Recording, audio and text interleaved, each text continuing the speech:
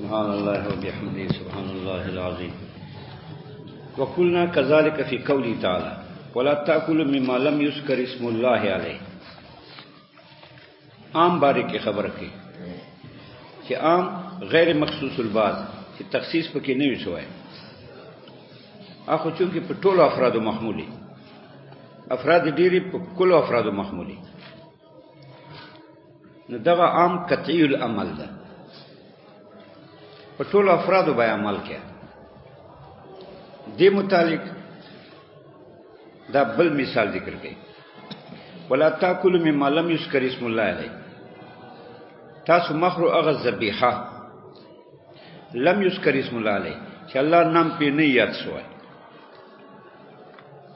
ګورګه دلته ما دینه مراد ذبیحه ده، دې کې عموم ده. لم يذكر اسم الله عليه چې الله نام نه په یاد شوی، دا صفت ته دې ذبیحه، دې کې عموم ده، دواړه عام دي.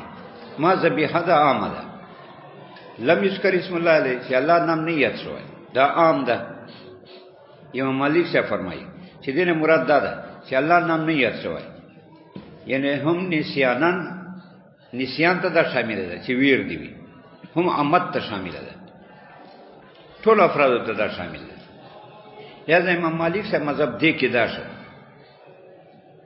چې که قصدن نه ذکر شوی او که نسیانن نه ذکر شوی، خدا ذبیحه حرامه ده. ځکه الله فرمایل کړه او ما کې تعمیم ده، لم يذكر اسم الله علیه کې تعمیم ده چې الله نام نه یاد شوی، نسیانن کې آمدنی. دی وجه ته مذهب دا د امام مالک صاحب. امام شافعی صاحب داسې فرمایي چې نه، الله نام نه یاد شوی په ذبیحه باندې، که آمدنی که نسیاننی دواړه جایز دي. د مذهب دا ده. د دلیل څه ده؟ الله خدا سے فرمایي چې لا تاكلوا مما لم يذكر اسم الله عليه، چې الله نام نه یاد شوی دا مخرو. امام شافعی سے مذهب دا شو چې نه، چې نه یاد شوی آمدنی که نسیاننی، چې نه یاد شوی خو دې خوراک ټیک ده. امام شافعی سے وایي ولې؟ وایي ځکه ګوره حدیث کې راځي، حدیث کې دا راځي چې نبی پاک مبارک نه تپوسو شو چې یو سړی قصدن بسم الله نه وایي، نو حضرت ویل صلی الله علیه وسلم چې خروي، ځکه فإن تسمیة الله فی قلب کل مؤمن کل امرئ مسلم، بسم الله هر مؤمن زړه کې ده، نو خروي، نو که آمدنی پریخي خروي او داسې نسیانن. ولې؟ ځکه نسیان خو ادنا درجه ده، آمدنه دا خو کمزوره فرد ده نسیان. او حدیث کې راځي رفع عن امتی الخطأ والنسیان، خطا نسیان ما امت نه معاف ده. نو نسیان خو ادنا فرد ده، آمد اعلی فرد ده. نو چې آمد کې د باندې خوراک جایز ده د دې ذبیحه، نو نسیان کې جایز ده. دی وجه د آمدن او نسیان دواړه جایز وای. دا امام شافعی سے مذهب ده. احناف دا څه وای، امام ابو حنیفه سے چې آمدن نه ویلي نو بیا نه ټیک نه ده، اکه نسیانن نه پاتې شو بیا دا ټیک ده. نو امام صاحب دا په عمد باندې حمله او دا څه وای چې مراد دا د هغه ذبیحه چې دی باندې الله نام نشیات قصدن او آمدن، هغه تاسو مخرو. نو دلته مصداق چې دا د دې آیت دا عمد ده. امام صاحب دا څه فرمایي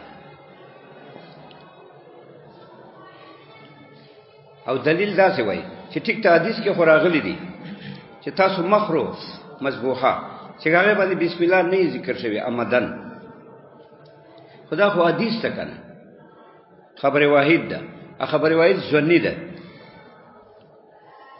او کتاب الله قطعی ده. قطعی ظنی کی چې مقابله راشي ترجیح قطعی ته، لہذا ترجیح په دې باندې ده چې آمدن بسم الله وی شوی هغه باندې هغه خوراک جایز نه ده. او حدیث دې په مقابل کې متروک تا فقہ خو ځواني ده که نه، قطعي خو ځواني مقابله، ځواني خو قطعي مقابله نشي کولی. دې وجه نه امام صاحب داسې وفرمایل چې دا په عمد باندې محمول ده. باقي نسیان هغه دې کې نه ده داخل. امام صاحب فرمایي داسې نه چې داخل و خارج ده، دا مراد نه ده چې داخل ده او خارج شو. نه نه، سره داخل نه ده په دې کې. لم یذکر اسم الله کې نه ده داخل. ولې نه ده داخل؟ ځکه امام صاحب فرمایي چې نسیانن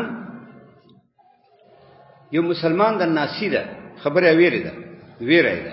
نو دا نسیانن چې د ویره شوه، نو دا په حکم دی یادولو کې ده، لکه د ذکر کړی ده. ولې رفع عن امتی الخطأ و نسیان.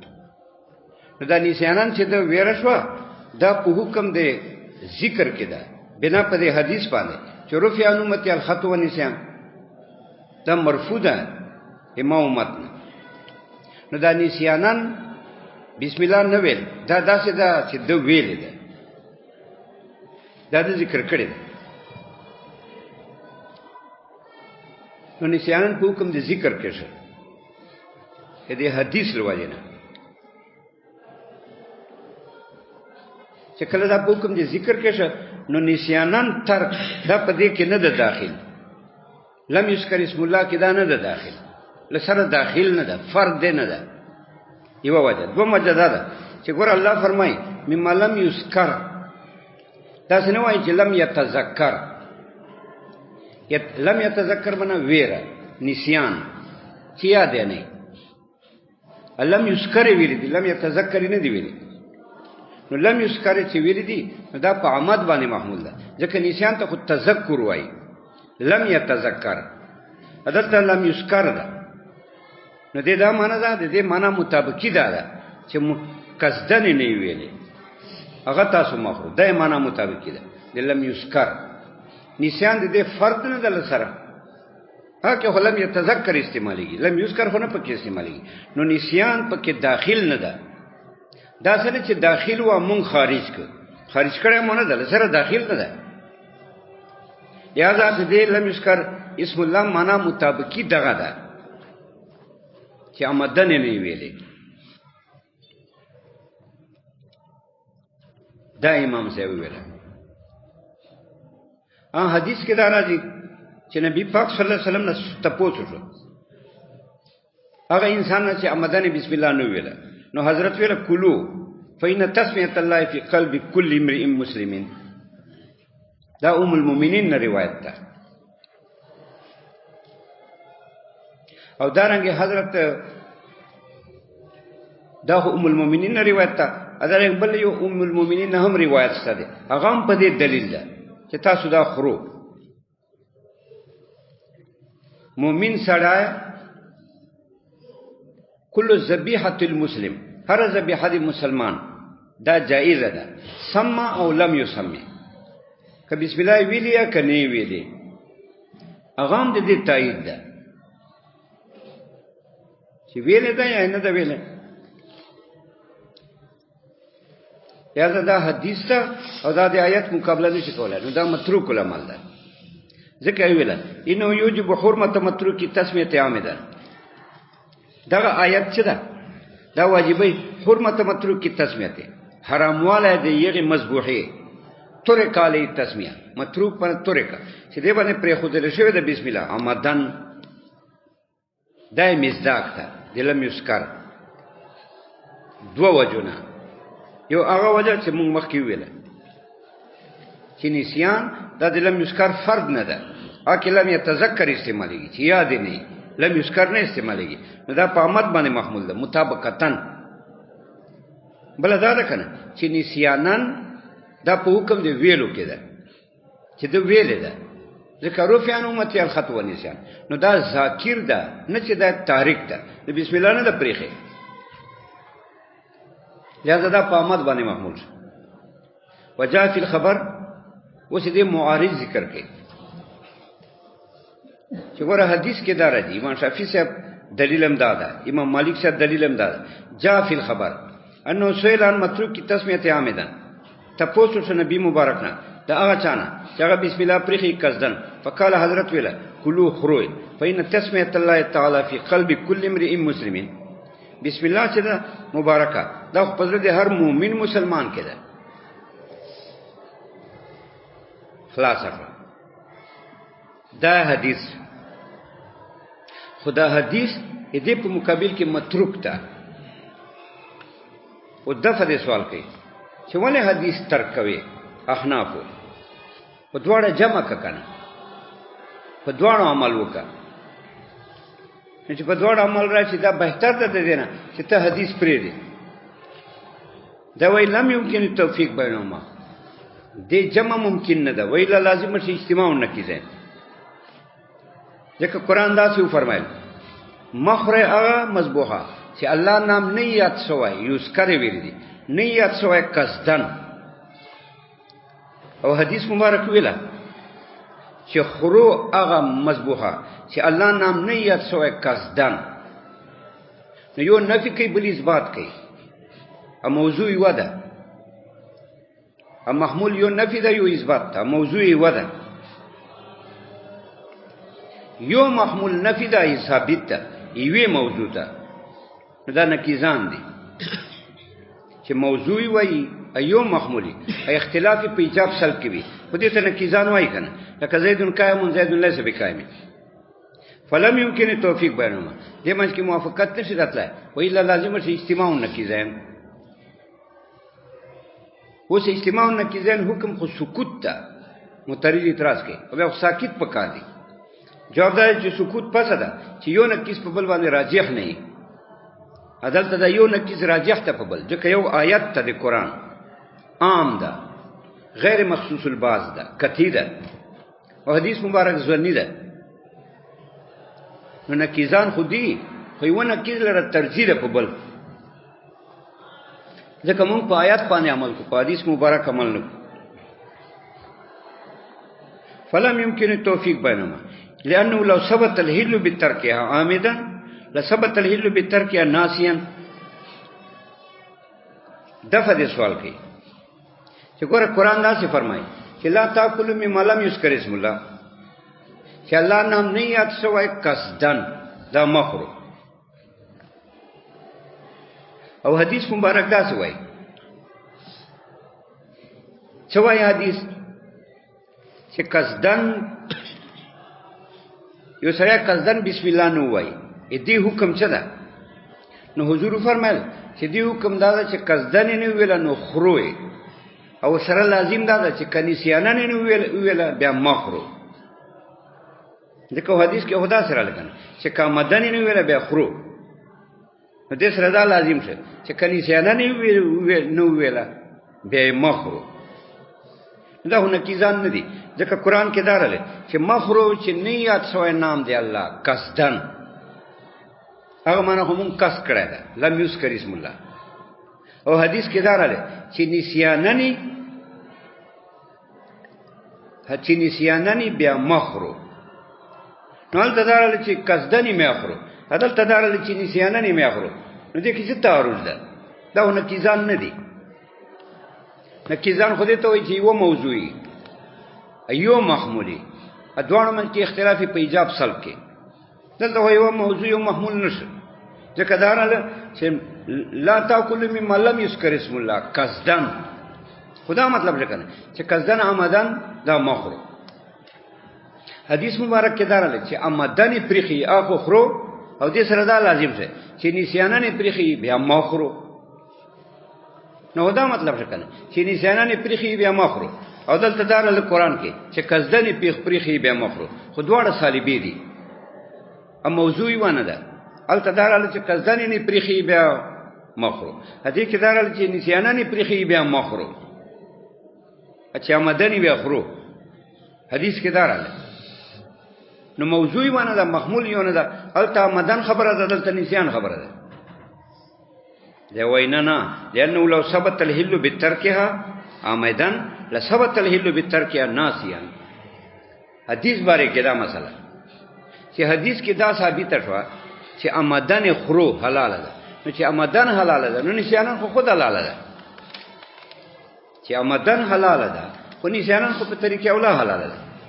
ولې؟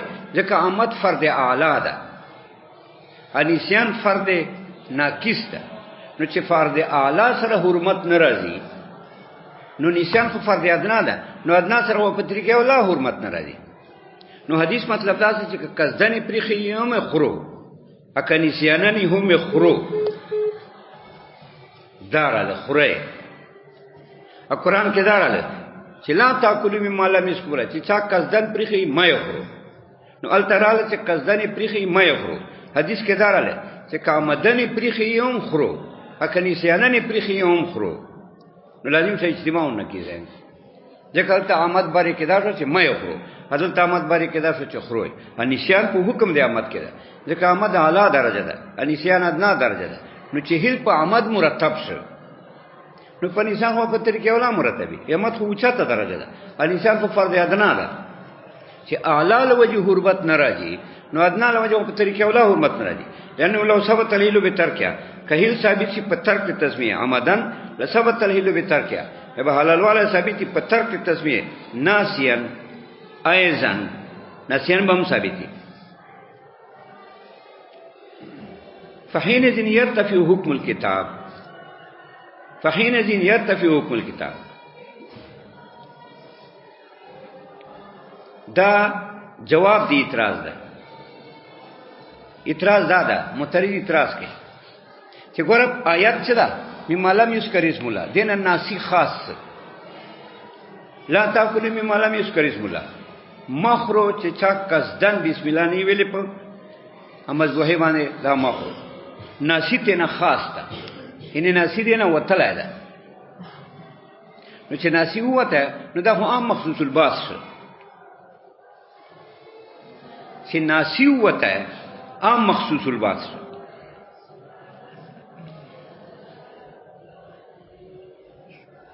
ناسی دې نه وتلای ده. اوس چې عام مخصوص الباس، نو عام مخصوص الباس خو ځونی ده، نو دا آیات ځونی شو.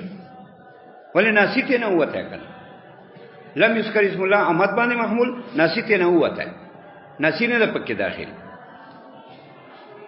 هغه مخکې وجوه سره چې مونږ ویلو چې ناسی په دې کې نه داخل، نو دا عام مخصوص الباس شو. قاعده دا عام مخصوص الباس ځونی ده. چې عام مخصوص الباس ځونی شو، نو تخصیص په خبره روایت جایز ده. وس اول تخصیص چې عام کې کیا په قطعی به کیا، او چې کله په ځکه عام قطعی ده کنه، نو تخصیص په عام کې په قطعی سره کیا. چې کله تخصیص عام کې قطعی سره وشو، ځونی وګرځیدا. اوس تخصیص په ځونی جایز ده. اوس خدای خپل ځونی شو. اوس کته تخصیص بیا په ځونی کې، یعنی په خبره روایت ده کیا یا په قیاس کې، اوس دا جایز ده. ځکه ځونی کې تخصیص په ځونی سره جایز ده. نو چونکی میں مولا میں اس کو اسم اللہ دے کہ ناسی ہوا تلاو، چې ناسی ہوتا ہے نو عام مخصوص الباس، چې عام مخصوص الباس ځونی شو، نو خبر روایت دی مقابله کولای شي. خبر روایت کوم چې حدیث کې دا راځي چې امدن تاسو کوم شی یو سره بسم الله مدن نو وای، دا تاسو خرو. دا خبر روایت شو. دا خبر روایت تخصیص په آیت کې کوي، ځکه آیت ځونی ګرځیدلای ده لوجد تخصیص ته ناسینا، چې ناسی تخصیص وشو نو دا ځونی شو. چې ځونی وګرځیدا، اوس مقابله خبر روایت کولای شي. څنګه به مقابله کوي؟ خبر روایت به داتې نه وباسي، دا آمدن به ته نه وباسي. دا جواب کوي چې شاه آمدن وباسي، ناسی وتلای ده. بیا خو لازم څه تحقق ته هم به د افرادونه، بیا خو سره فرق پاتې نشي. بیا چې فرق پاتې نشي، بیا خو عام نسخ شي، بیا خو دا منسوخ وګرځیدا. وتالی باطلون، عام نه منسوخ کیږي په خبر روایت. فحينئذ يرتفع حكم الكتاب. دی وخت کې چې ته حدیث سره عامد وباسي او التذا لم يذكر اسم الله عام مخصوص الباس د ناسی سره، ناسی ته وتره ده، نو عام مخصوص الباس سره ځونی شو. نو مقابله خبر روایت کوي شي. څنګه مقابله وکړي؟ یعنی خبر روایت به تر دا آمد والو باسي، نو چې دا وباسي بیا خو عام بلا مزداق پاتې شو. بیا لم يذكر اسم الله علیه کې څه پاتې شو؟ بیا خو یو شی پاتې نه ده چې دا دې مزداق شي. بیا خو لازم شو رفع دی حکم الكتاب، نسخ دی کتاب رااله. النسخ په خبر روایت سره جایز نه ده. فحينئذ يرتفع حکم الكتاب، دی وخت کې اوچت شو حکم دی کتاب، فیترک الخبر، لہذا حدیث په پرېږ دی، آیت په نه پرېږ دی. په پیو کنه خاجي. وكذلك قوله تعالى وامهاتكم اللاتي ارضعنكم، كذلك دا مسله چې عام په مقابله کې به خبر روایت متروکی، چې کام خو کتی ده، بیا خبر روایت ځونی ده. نو چې عام کتی ده خبر روایت ځونی ده، نو ځونی به متروکی په مقابل د کتی کې. اوس بل مثال درکې، امهاتکم اللاتي ارضعنکم، هم خو معنا حقیقی ده. معنا حقیقی څه ده او اولاد معنا حقیقی څه ده؟ کلیت جزئیت. حقیقی معنا یې کلیت جزئیت ده، یعنی مور کلی ادا بچای جزئی. دو منځ کې علاقه دي کلیت جزئیتی. اوس ګوره دو کې چې علاقه دي کلیت جزئیت رااله، جزئیت ته ولد په یو په ثابتېږي چې په حالت رضاعت کې وي، چې رضاعت کې وي نه ده رضیع وي، یعنی خوراک نه کوي، سکاک نه کوي، خالی پي خوري. دغه کلیت جزئیت په دې سره ثابتېږي، ځکه چې ده پي خوري ادا د جز ګرځي، اپي خو مور نه راغلي دي، ادا دنه جز ګرځي، ولې ده رضاعت حالت کې ده، خوراک کوي نه، سکاک کوي نه، دغه پيونه دغه وخه جوړيږي، ادا ډوکی تکړه کېږي، وخه ته نه جوړيږي، دنه جز ګرځي. نو علاقه دي کلیت جزئیت رااله. اکه چیرته داسې وي چې دا پي خوري پس ته مودې د رضاعت نه، نو رضاعت مودې نه بعد چې دا غټي نور خوراکم کې اسکاکم کې، بیا دې سره جزئیت کلیت نه ثابتېږي، دغه په سره کلیت جزئیت نه ثابتېږي. ولې؟ ځکه دغه په چې رضاعت مودې نه بعدي دا د جز نه ګرځي بدن، نو چې بدن جز نه ګرځي نو کلیت جزئیت بیا نه ثابتېږي. اوس یو زنانه ده پردي ماشوم ته پي ورکوي،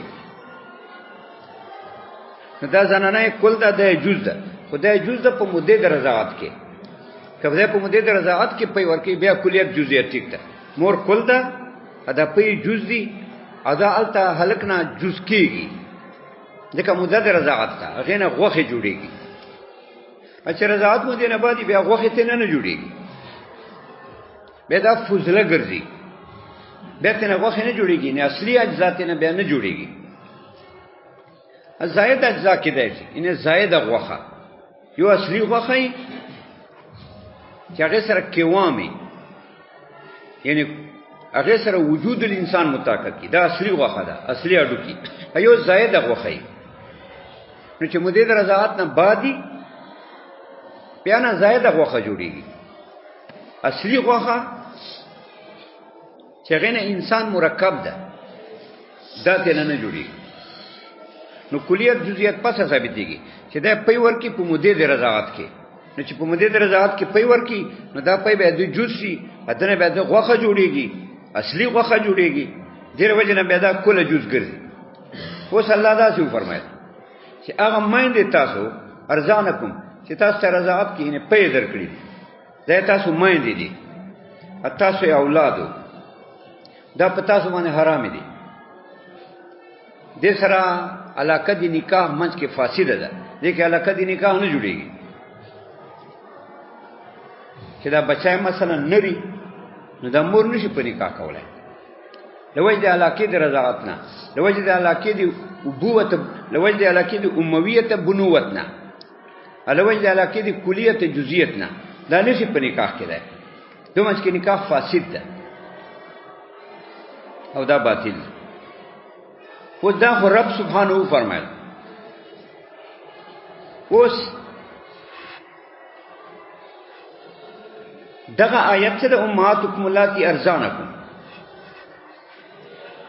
دا عام ده، چې تاسو ته رضاعت درکړي ارزانا عام ده یعنی په درکړي په مودې د رضاعت کې دي کې عموم ده عموم څه معنا دا په ټولو افرادو محمول ده یعنی که مودې د رضاعت کې په ورکړي یو ګوټي کړای دوه ګوټي کړي پنځه کړي ډېر کړي دا افراد د رضاعت دي دا په ټولو افرادو محمول ده لہذا که یو ګوټي وکا که دوه ګوټي وکړه په مودې د رضاعت کې په وخړي که درې وکړه که پنځه وکړه که لس وکړه ټولو کې دا رضیع ثابتېږي ادا ولد رضاعي ګرځي دا لوجه د عموم د رضاعت نه ځکه ارزانکم عام ده چې په مودې د رضاعت کې دا په وخوري او مودې د رضاعت خدا ده چې غذا نه خوري ده نو دا په یو فرد صادق ده په یو ګوټ په دوه ګوټو صادق ده په ډیرو صادق ده یا زدا د دې تقاضا کوي چې نکاح حرام د مرجئه سره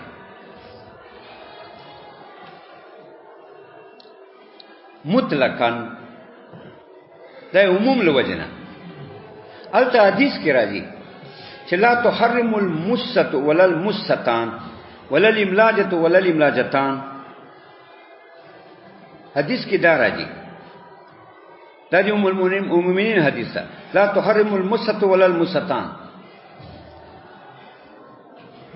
ولا الاملاجة ولا الاملاجتان موس چوس کول ته وای چې بچاو لګي دا چوس کی دا پي یو چوس کی یو چوسو کی پخله مستان دو چوسو کی املاج داخله ول ته وای دا موس د بچی فعل ده دا املاج د زنانه فعل ده ځکه بچای جوس کوي املاج داخله ول ته وای مور داخلي یعنی دا زنانه د تای داخلي پخله د بچی کې نو حدیث کې دا راځي چې یو جوس دو جوسه دا حرمت نه پیدا کوي ولل املاجه ولل املاجتان یو ادخال دو ادخاله یعنی چې مور د تا په کې داخل کی دا حرمت نه ثابت دی حدیث کې دا راځي اول ترزانکم هو عام وو په ټولو افرادو محمول وو ک یو جوسیا ک دویا ک ډيري او عام چون کې کتیده غیر مخصوص البعض تخصیص نه پکې راغلی چې زونی دا کتی ده او حدیث مبارک زونی ده او کتیه زونی مت کې چې مقابله راشي نو ترجیح کتی ته لہذا دا حدیث په متروک کې په مقابل آیت کې او دا مسلک ته د احناف او نور مسلکونه هم مشترکان لکه امام شافعی چې دا فرمایي چې یو جز دو جزه دا حرمت نه ثابت دی بلکې دا خمس رضعات وای پنځه ګوټه یو کولیدا ده ابل کولیدا ده درې ګوټه دا ګوره یقتضی بعمومی دا تقاضا کې دا ارز دا آیت یقتضی دا تقاضا کې دا آیت بعمومی په سبب دی عموم خپل سره چې ارزانه ده حرمت نکاح المرجعات حرامواله دی نکاح مرجعه سره امور سره دې بچی نکاح امور سره ناروا ده وقد جاء فی الخبر دا خو عام شو وقد جاء فی الخبر حدیث کې راغلی دی لا تحرم المسة ولا المستان ولا الاملاجة ولا الاملاجتان نه یو جوس نه دو جوسه نه یو ادخال نه دو ادخال فلم يمكن التوفيق بينهما او دوه منځ کې توفیق ممکن نه ده یعنی البته قران دا دلته حدیث ده توفیق نه کیږي توفیق او جمع ته وایي جمع دلته نه راځي کنه ولې نه راځي ځکه البته موجبه کلیه ده ارزانه کو دا حدیث څه ده لا تحرم المسة ولا دا سالبه جزئیه ده سالبه جزئیه موجبه کلیه نکیزان ده خو نکیزان دي لکه ته کل انسان نه حیوان نکیز ده بعض الانسان ليس بحيوان سالبه جزئیه نکیز موجبه کلیه ده هر انسان حیوان ده نکیز بعض الانسان ليس بحيوان دلته حدیث کې دا راځي موجبه کلیه ارزانکم مطلق رضاعت سره امویت ولدیت ثابتېږي که یو رضاعتی یو ګوټي دو ګوټي ډېری دا موجبه کلیه شو الله تحرم المسة ولا المستان دا سالبه جزئیه ده ان یو مسا دو مسا تا نه پیدا کړي حرمت نو توفیق نشي کېدای و الا لازم بس اجتماع نکیزه او یو نکیز بل باندې اولاده ځکه آیت اولاد حدیث نه ولې کتی ده حدیث ځونی ده فترک الخبر خبر به متروکی بس